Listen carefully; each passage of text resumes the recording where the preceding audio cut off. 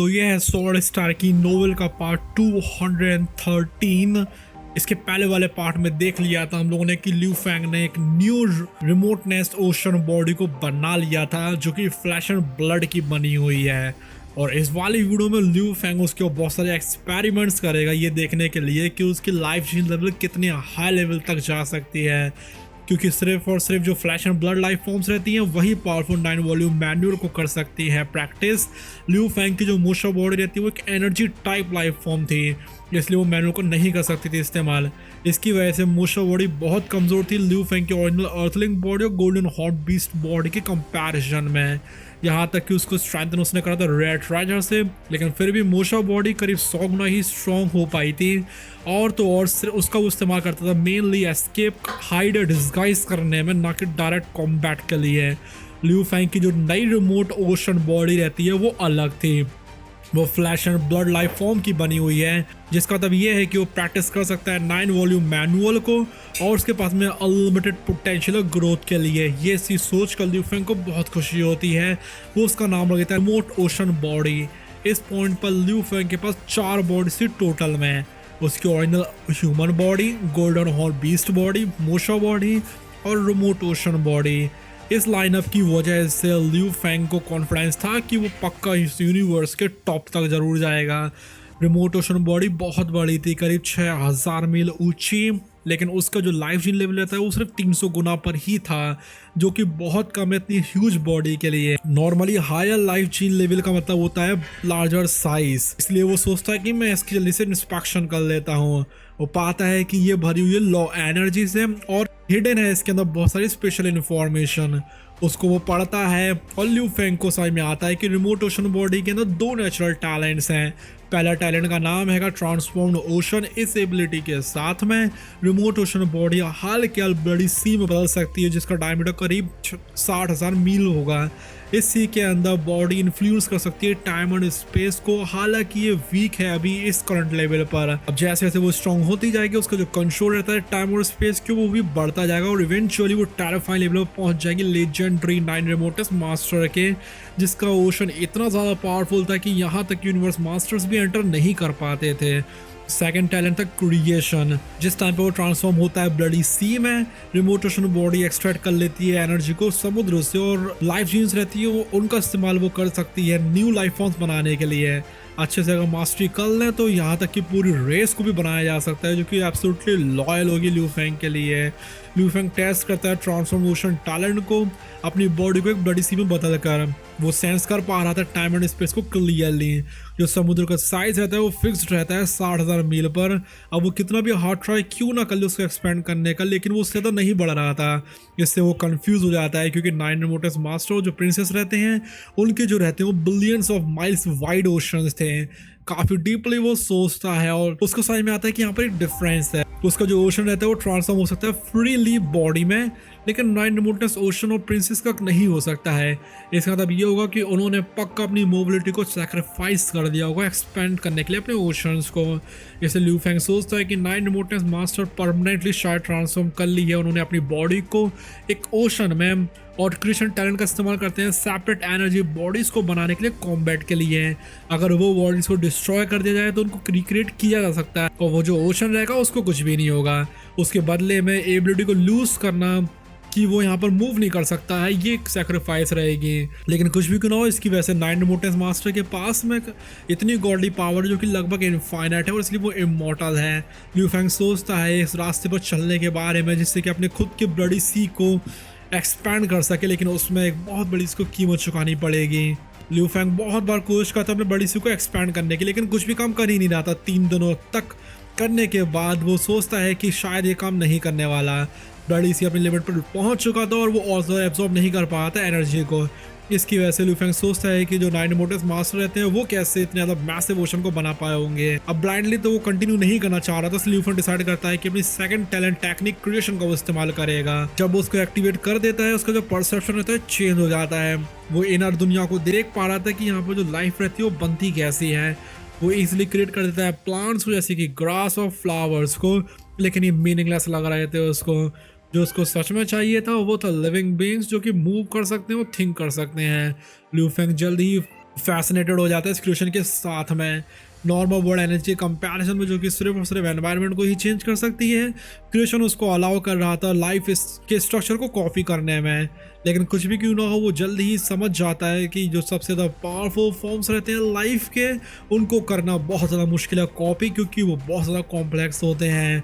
Experiment करने के बाद करीब 15 दिन तक लियू फेंग एक इंपॉर्टेंट रियलाइजेशन में पहुंच जाता है।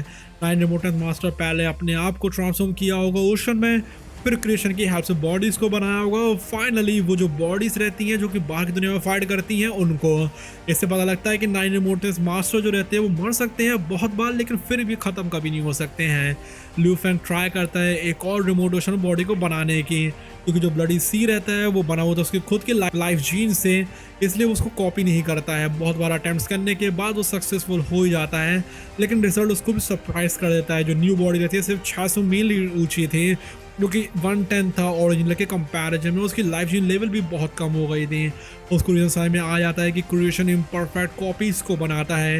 ये जो बॉडीज रहती हैं बहुत वीक थी और उनके अंदर कोई भी टैलेंट टेक्निक नहीं थी। हर जो क्रिएशन रहता है उसमें बहुत ज़्यादा एनर्जी लगती है, जिससे ब्लडी सी श्रिंक हो जाता है। लेकिन जिस टाइम पर सी एब्जॉर्ब करता है एनर्जी को, फिर से वो अपने फुल साइज पे आ जाता है। इसकी वजह से लियू फेंग के पास में ब्रेक थ्रू आइडिया आता है। वो रिपीटेडली क्रिएट कर रहा था स्मॉल और रिमोट ओशन बॉडीज़ को, जिससे कि जो ब्लडी सी रहता है अपनी एनर्जी को रिकवर कर पा रहा था। उसके बाद वो मेल्ट कर लेता है क्रिएटेड बॉडीज़ को वापस ओशन में। हर बार वो ऐसा जब कर रहा था, जो ब्लडी सी रहता है और बड़ा होता जा रहा था। इस प्रोसेस को बहुत बार रिपीट करने के बाद जो ओशन रहता है वो बहुत ज़्यादा बड़ा हो जाता है, लेकिन वो ट्रांसफॉर्म नहीं हो पा रहा था अब ह्यूमनॉइड बॉडी में। इस मोमेंट पर लियू फेंग समझ गया था नाइन रिमोटेंस मास्टर के सीक्रेट को। जो रियल बॉडी रहती है वो ओशन खुद होती है, और जो बॉडीज रहती हैं वो सिर्फ क्रिएशन है। अगर उन बॉडीज को डिस्ट्रॉय भी कर दिया जाए तो जो ओशन रहता है वो सेफ रहता है और वो और ज़्यादा को बना सकता है। इसलिए जो नाइन रिमोटेंस मास्टर रहते हैं उनको मार पाना लगभग इम्पॉसिबल ही है। लियू फेंग उसका डिसॉल्व कर देता है, बाकी की एक्स्ट्रा एनर्जी को रिटर्न कर जाता है ओशन के अंदर अपनी ओरिजिनल स्टेट में। उसको रियलाइज होता है कि यहाँ पर जो ओशन रहता है उसको एक्सपेंड करना कुछ ऐसा है जिसमें कि काउंटलेस ईयर्स और स्टडी ग्रोथ चाहिए होती है, जिसके लिए वो रश नहीं कर सकता। अब वो सारी चीजें समझ चुका था, इसलिए लियू फेंग अपनी अटेंशन को ले आता है उस चीज के ऊपर जो कि मैटर करती है, जो कि था अपनी रिमोट ओशन बॉडी को 9 वॉल्यूम मैनुअल के अंदर ट्रेन करना। उसके पास है बेस लाइफ जीन लेवल था 300 टाइम्स का। उसको यकीन था कि वो या तो पहुंच जाएगा या फिर इवन सरपास भी कर जाएगा 10,000 टाइम्स लिमिट को। इसलिए वो जोश में आता है और शुरू कर देता है अपनी बॉडी को ऊंचाइयों पर ले जाने के लिए। लियू फेंग को उम्मीद थी कि जो उसकी रिमोट ओशन बॉडी रहती है वो 9 वॉल्यूम मैनुअल को तो प्रैक्टिस कर ही लेगी, क्योंकि अगर वो ऐसा कर पाई तो वो एक बहुत ज्यादा पावरफुल कॉम्बैट बॉडी बन जाएगी। अगर नहीं कर पाई तो वो सिर्फ सोर्स बनकर रह जाएगी गॉडली पावर के लिए। लेकिन वो सरप्राइज रह जाता है ये जानकर कि जो कल्टीवेशन रहता है वो काम कर रहा था। जितनी जल्दी रिमोट ओशन बॉडी जो रहती है शुरू करती है 9 वॉल्यूम मैनुअल को प्रैक्टिस करना, उसकी लाइफ जीन लेवल जो रहती है बढ़ जाती है। इसकी वजह से लियू फेंग बहुत ज़्यादा हैरानी में रह जाता है। वो अपने टीचर जू शानके को एडमायर करने लगा तो और ज़्यादा उसको रियलाइज होता है कि यहाँ पर कितना टेरिफाइंग होते हैं यूनिवर्स सुप्रीम मास्टर्स, उनके कंपेरिजन में बहुत छोटा है। लेकिन फिर भी वो डिस्करेज नहीं होता है, वो और ज़्यादा डिटरमाइंड हो जाता है जिससे कि वो और ज़्यादा ट्रेन करे हार्डर और उनके लेवल तक पहुंच सके। रिमोट ओशन बॉडी बहुत ह्यूज थी, गोल्डन हॉर्न बीस्ट से भी ज़्यादा, इसलिए कल्टीवेशन स्लो था। उसको 100 साल लग जाते हैं पहले वॉल्यूम को कंप्लीट करने में, लेकिन उसकी जो लाइफ जीन लेवल रहती है वो 300 से 900 गुना पर आ गई थी। इसको देखकर लियू फेंग बहुत ज़्यादा खुश हो जाता है, वो और ज़्यादा पुश करता है। जो सेकंड वॉल्यूम रहता है वो उसकी लाइफ जीन लेवल को 1800 टाइम्स पर कर देता है। जो थर्ड वॉल्यूम रहता है वो 3600 टाइम्स पर ले आता है। बहुत ज़्यादा चीज़ रहती है, प्रोग्रेस कर रही थी स्पीड में। उसी दौरान लियू फेंग की जो बाकी बॉडीज रहती है वो स्टडी करने में लगी हुई थी, स्पेस लॉस को, सीक्रेट टेक्निक्स को। टाइम अब बीतता जा रहा था और करीब 1000 साल बाद यहाँ तक कि जो ट्राइबल के सिटी लीडर रहते हैं वो भी नोटिस करते हैं कि लियू फेंग अभी तक अनडाइंग नहीं बनाया जैसे कि उन्होंने एक्सपेक्ट किया था। लेकिन ये बात उनको पता थी कि लियू फेंग का टैलेंट बहुत ज़्यादा है, इसलिए वो कुछ ना कुछ स्पेशल जरूर कर रहा होगा।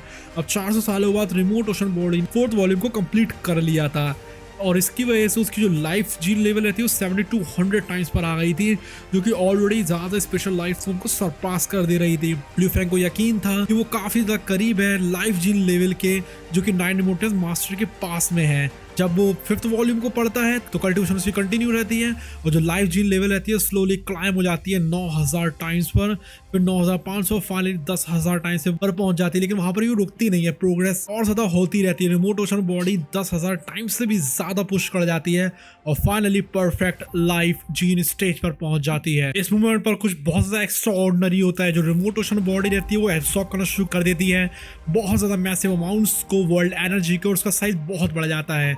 अब वो 6,000 माइल्स टॉल से 55,000 माइल्स टॉल हो जाती है।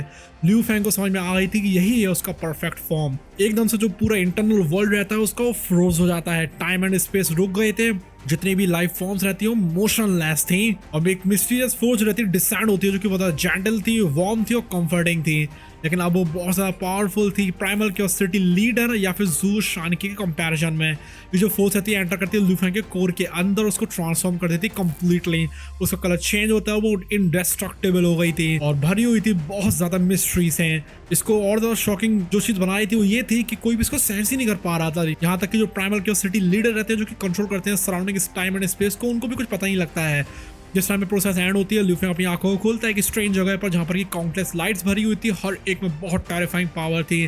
वो कंफ्यूज था। उसको रियलाइज होता है कि उसकी जो कॉन्शियसनेस रहती है वो कोई ऐसी जगह पर आ गई है जिसके बारे में उसको नहीं पता है, लेकिन ये जो भी है वो उसकी अंडरस्टैंडिंग से परे था। अब आगे क्या होता है उसके लिए कर लीजिए सब्सक्राइब। अभी के लिए बाय बाय।